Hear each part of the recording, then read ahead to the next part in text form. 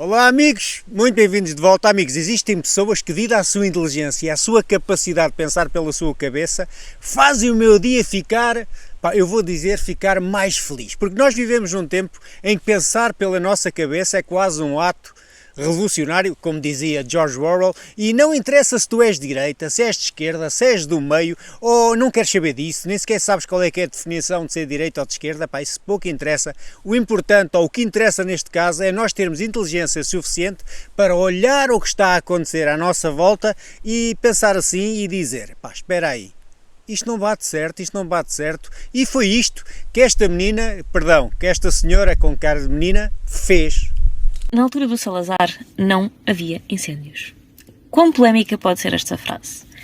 Pois bem, a minha mãe acabou de me dizer isso. Eu vim aqui almoçar com ela durante o almoço.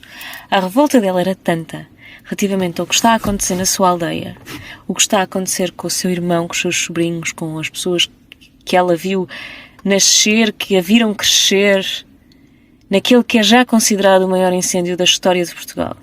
Registrem bem isto, é o maior incêndio da história de Portugal. 8 anos depois de Pedrógão, nós não aprendemos nada. Nada mudou.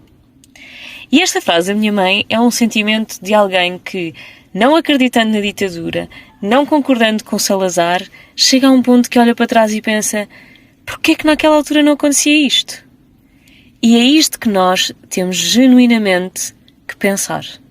Esta frase deve ser analisada e tem de ser analisada não sobre o facto de se nós gostamos ou não gostamos do Salazar, não sobre o facto de que ele era um ditador, não sobre o facto de que havia muita coisa má no país nessa altura, mas sobre este detalhe em particular.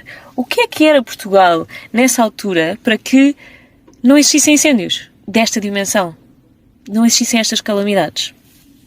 Primeiro, havia mão pesada na justiça. E eu acho que começa tudo por aqui.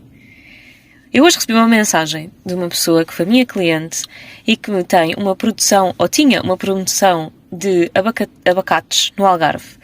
E um vizinho louco da cabeça meteu gasolina na estrada, como as bermas não estavam limpas, responsabilidade do Estado, atenção, nem sequer é dos privados. Aquilo pegou fogo à sua plantação e, não satisfeito com isso, ele hoje foi lá e fez novamente com a vizinha do lado, onde há vídeos da pessoa a fazer isto, etc. E depois nada acontece. E nada vai acontecer com esta pessoa. Escrevam o que eu vos estou a dizer. Portanto, havia mão pesada na altura do Salazar para quem cometesse este tipo de delitos. E hoje a justiça tarda para tanta coisa e esta é só mais uma. Depois havia uma ligação muito forte à terra. Eu vi um comentário na televisão ontem que me fez rir imenso. Porque aquilo fazia sentido. A pessoa disse que era preciso mais cabras no monte e menos cabrões nos gabinetes. Eu adorei isto, achei maravilhoso. Mas a cabras nos montes fazia com que os terrenos andassem limpos. Hoje em dia, quantos pastores é que nós temos por aí e quanto é que nós desvalorizamos também este tema em contexto nacional? Há tanta coisa que está errada na nossa forma de ver o mundo. E queria-vos partilhar também outra coisa. Não há fiscalização dos terrenos limpos. O governo nem sequer sabe quem são os proprietários. E o maior problema até está naqueles que são propriedade do governo de limpar. E, portanto, era a frase que eu vos quis deixar. Na altura do Salazar não havia incêndios. Precisamos de repensar o nosso país. E atenção, eu sou contra a ditadura, sou democrata convicta e mais do que isso sou liberal. E, portanto, obviamente, eu jamais concordaria com a retirada da liberdade individual de cada um de nós. Mas temos de pensar muito bem, enquanto país, o que é que andamos aqui a fazer. Pois, quando alguém fala em Salazar ou no passado, é logo carimbado como se fosse um defensor da ditadura, um defensor da censura. Isso depois cancela todo o tipo de debate, e muitas vezes é um debate que é importante, e esta menina, lá vou outra vez, esta senhora com cara de menina, percebe que há gente a usar muitas vezes a boa fé da maioria para transformar Portugal num caos, e estas pessoas muitas vezes aproveitam-se das regras, da solidariedade e até da ingenuidade de nós, povo, para sugar tudo e nos deixar sem nada, na miséria e acima de tudo porque não esta senhora não se deixou levar pelo fanatismo, muitas vezes ideológico, e sabe que a democracia não é fechar os olhos ao abuso, é nós abrirmos os olhos, apontar o dedo, exigir responsabilidade e, acima de tudo, fazer com que os outros pensem pela sua cabeça. Portugal precisa de mais pessoas assim, capazes de pensar por si,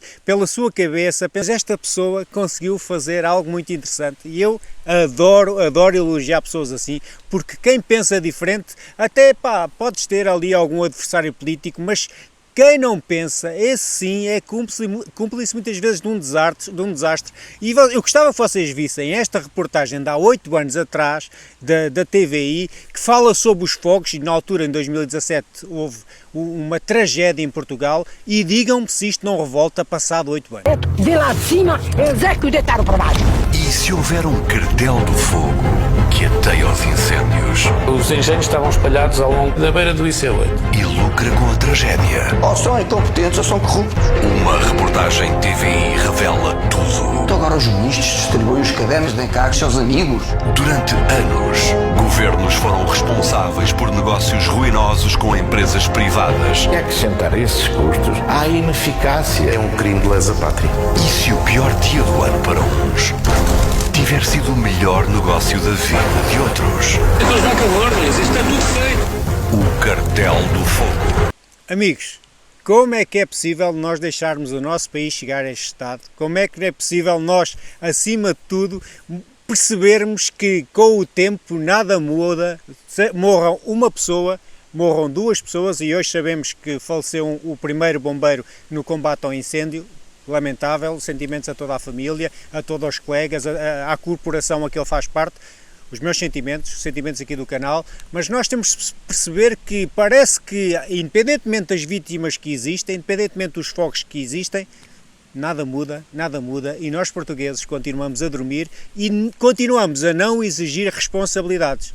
Por isso, amigos, obrigado por vocês estarem desse lado, obrigado por vocês darem sentido às minhas palavras. Gostava muito de ouvir a tua opinião sobre este assunto e fica em paz.